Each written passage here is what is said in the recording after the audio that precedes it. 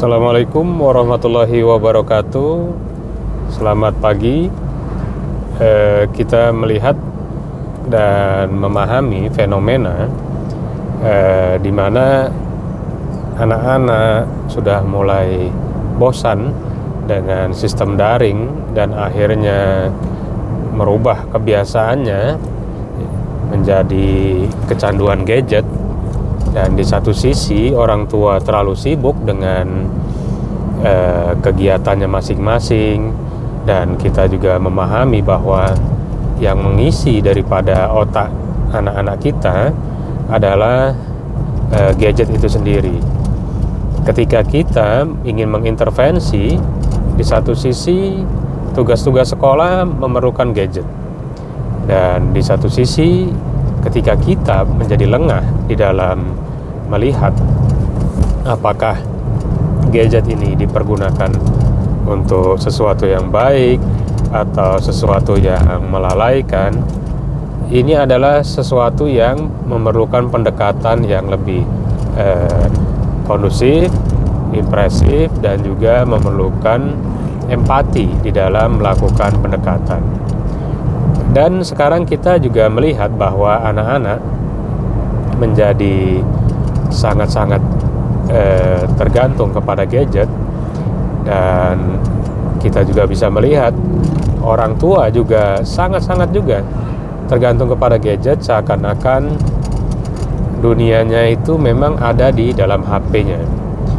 Dan ketika itu terjadi, orang tua yang sebagai orang dewasa yang bisa melihat bahaya gadget bila berlebihan sekali, ini tidak bisa mengintervensi karena dirinya sudah juga tidak bisa dijadikan contoh. Apabila dirinya tidak bisa dijadikan contoh, kemudian dia ingin mengintervensi, maka anak-anaknya akan menilai apa yang terjadi. Orang tua saya seperti ini juga kok, memakai HP dan segala macam. Oleh karena itu, mulai sekarang kita fokus untuk bisa pertama memperbaiki diri kita dulu, yaitu mengurangi penampakan di depan anak-anak kita memakai gadget dan sibuk dengan HP kita sendiri. Dan yang kedua, kita juga mulai mengkondisikan kepada hal-hal yang berguna di dalam kita memberikan edukasi kepada diri kita dulu. Nah, ketika kita sudah merasa siap dan pas untuk mengendalikan itu semua, maka sudah saatnya Anda sharing ilmu itu kepada anak-anak dengan edukasi bahwa gadget harus dipakai sesuai dengan proporsinya dan membantu kita untuk meningkatkan kualitas hidup, bukan untuk menurunkan daripada kualitas hidup kita. Nah, sekarang apapun yang kita lakukan, maka usahakan agar kita melakukan dari diri kita dulu, kemudian barulah kepada orang lain. Karena orang lain tidak perlu dengan 1000 nasihat, tidak perlu dengan 100 nasihat, tetapi dia akan melihat siapa yang mengatakannya.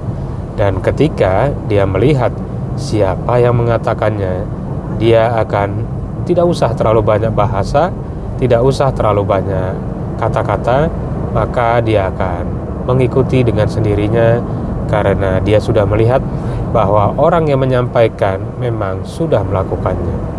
Dan kita di dalam kehidupan ini terus memperbaiki diri, memperbanyak amal, memperbanyak bekal kita untuk menghadap Tuhan, karena kehidupan ini sangat-sangat tidak pasti di zaman sekarang ini, dan kita melihat bahwa berbagai ancaman di dalam kehidupan sekarang ini membuat kita khawatir bahwa dunia ini adalah sangat rapuh dan sangat tidak bisa diandalkan. Ketika kita menyadari bahwa dunia ini tidak bisa diandalkan, maka kita harus beralih dan fokus kepada sesuatu yang bisa diandalkan, yaitu alam akhirat, yaitu alam yang sudah pasti abadi dan memang alam yang seharusnya kita kejar.